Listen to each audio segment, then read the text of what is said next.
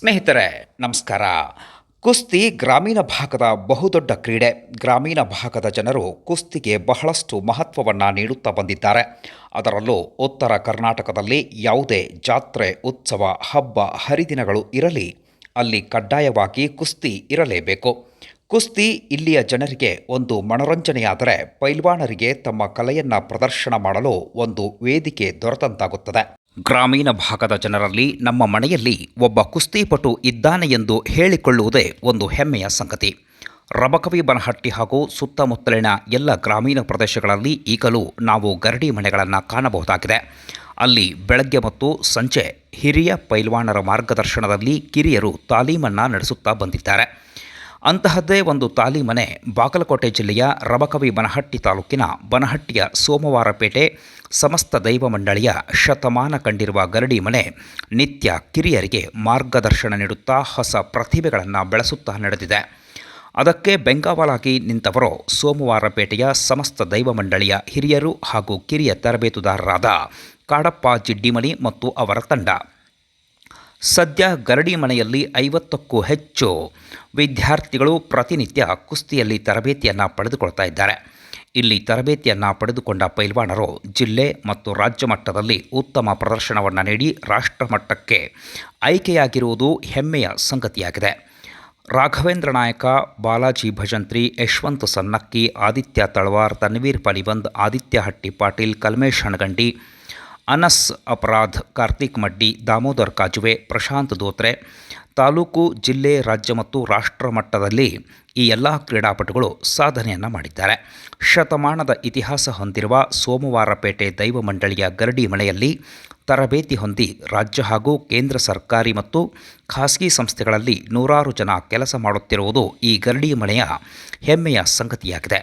ಇಂತಹ ಗರಡಿ ಮನೆಯನ್ನು ಸದ್ಯ ಹಿರಿಯ ಕುಸ್ತಿಪಟು ಹಾಗೂ ತರಬೇತುದಾರರಾದ ಕಾಡಪ್ಪ ಜಿಡ್ಡಿಮಣಿಯವರ ಮಾರ್ಗದರ್ಶನದಲ್ಲಿ ತರಬೇತುದಾರರಾದ ರಮೇಶ್ ಜಿಡ್ಡಿಮಣಿ, ಕಾಡಪ್ಪ ಮಹೇಶ್ ವಾಡ್ಗಿಯವರು ನಡೆಸಿಕೊಂಡು ಹೋಗುತ್ತಿದ್ದು, ಗ್ರಾಮೀಣ ಕುಸ್ತಿ ಬೆಳವಣಿಗೆಗೆ ತಮ್ಮದೇ ಆದ ಕೊಡುಗೆಯನ್ನು ನೀಡುತ್ತಿದ್ದಾರೆ.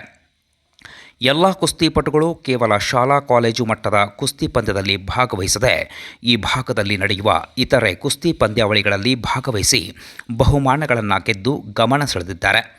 ಬನಹಟ್ಟಿ, ಜಗದಾಳ, ಹೊಸೂರು, ಆಸಂಗಿ ಮತ್ತು ಅಸ್ಕಿ ಗ್ರಾಮದ ಬಾಲಕರು ತರಬೇತಿಗಾಗಿ ಇಲ್ಲಿಗೆ ಬರುತ್ತಾರೆ. ಇವರೆಲ್ಲರಿಗೂ ಉಚಿತವಾಗಿ ತರಬೇತಿಯನ್ನು ನೀಡಲಾಗುತ್ತಿದೆ.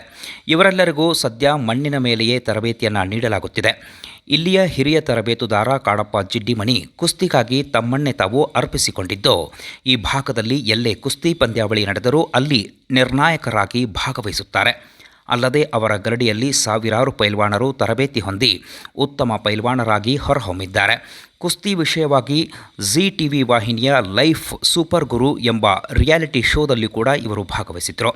ಇಲ್ಲಿನ ಗರಡಿ ಮನೆಯನ್ನು 2001ರಲ್ಲಿ ನಿವೃತ್ತ ಪೊಲೀಸ್ ಮಹಾನಿರ್ದೇಶಕರಾಗಿದ್ದ ಶಂಕರ್ ಬಿದಿರಿಯವರು ತಮ್ಮ ತಂದೆ ದಿವಂಗತ ಮಹಾದೇವಪ್ಪ ಬಿದಿರಿ ಅವರ ಸ್ಮರಣಾರ್ಥ ನಿರ್ಮಿಸಿಕೊಟ್ಟಿದ್ದಾರೆ.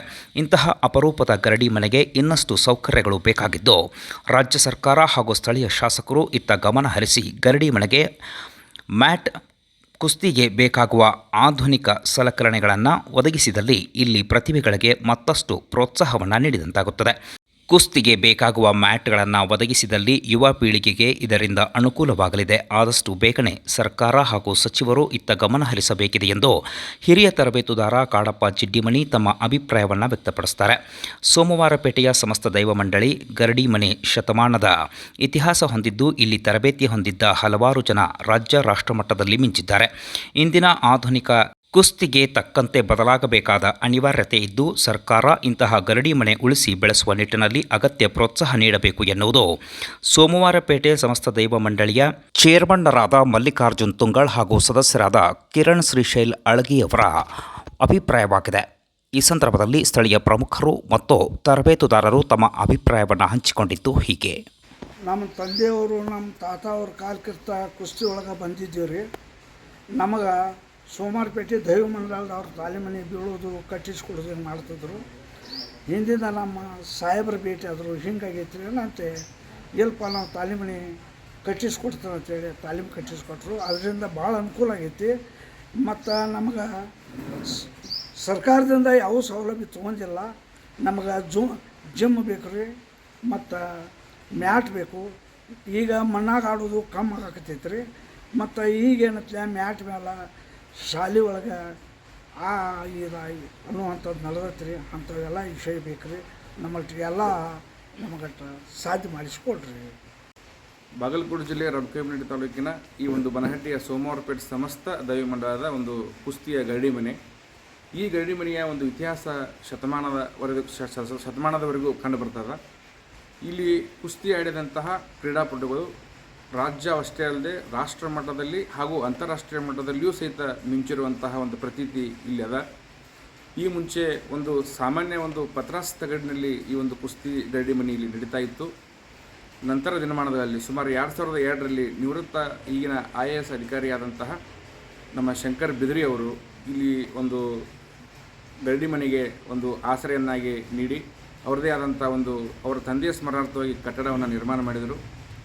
ಅಂದಿನಿಂದ ಇಲ್ಲಿವರೆಗೂ ಸಹಿತ ಕುಸ್ತಿ ಪಟುಗಳು ಸಾಕಷ್ಟು ಒಂದು ತಮ್ಮದೇ ಆದಂತಹ ಅನುಕೂಲತೆಗಳನ್ನು ಪಡೆದು ರಾಜ್ಯ ರಾಷ್ಟ್ರ ಹಾಗೂ ಅಂತಾರಾಷ್ಟ್ರೀಯ ಮಟ್ಟದಲ್ಲಿ ತಮ್ಮದೇ ಆದಂಥ ಛಾಪನ್ನು ಮೂಡಿಸ್ತಾ ಬಂದಿದ್ದಾರೆ. ಇತ್ತೀಚಿನ ದಿನಮಾನಗಳಲ್ಲಿ ಈ ಒಂದು ಮ್ಯಾಟ್ ಕುಸ್ತಿ ಅನ್ನುವಂಥ ದಿನಮಾನ ಈಗ ಬರ್ತಾ ಇದೆ. ಅಂಥದ್ರಲ್ಲಿಯೂ ಸಹಿತ ಈ ಒಂದು ಮಣ್ಣಿನ ಒಂದು ಕುಸ್ತಿ ಅಂದರೆ ಮಣ್ಣಿನಲ್ಲಿ ಆಡುವಂತಹ ಕುಸ್ತಿ ನಮ್ಮ ಹಿಂದಿನ ತಲೆಮಾರಿನಿಂದಲೂ ಬಂದಂಥ ಕುಸ್ತಿ. ಇದು ಮುಂದೆಯೂ ಸಹಿತ ನಶಿಸಿ ಹೋಗಲಾರದು.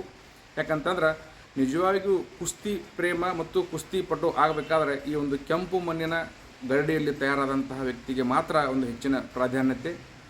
ಇಲ್ಲಿಯ ಒಂದು ಕುಸ್ತಿಗಾರರು ಸಾಕಷ್ಟು ಹಿಂದೆ ಒಂದು ಉದಾಹರಣೆ ಏನಂತಂದ್ರೆ ದಾವಲ್ ಸಾಬ್ ಆಸಂಗ್ ಅನ್ನುವಂತಹ ಒಬ್ಬ ಕುಸ್ತಿಪಟು ದಿವಂಗತ ಸಂಭಾಜಿ ಪವಾರ್ ಸಾಂಗ್ಲಿಯ ಹಿಂದಿನ ಶಾಸಕರಾಗಿದ್ದರು. ಅಂಥ ಒಂದು ಶಾಸಕರ ಜೊತೆಗೆ ಪೈಪೋಟಿ ಮಾಡಿ ಗೆದ್ದಂತಹ ವ್ಯಕ್ತಿ.